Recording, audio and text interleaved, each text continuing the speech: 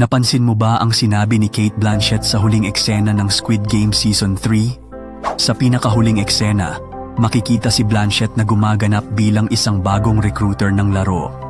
Nasa isang eskinita sa New York, nakikipaglaro siya ng Duck G sa isang palaboy habang sinusulyapan niya ang lalaking nasa loob ng sasakyan, si Lee Byung-hun, at binigkas niya ang mga misteryosong salitang, "As you wish."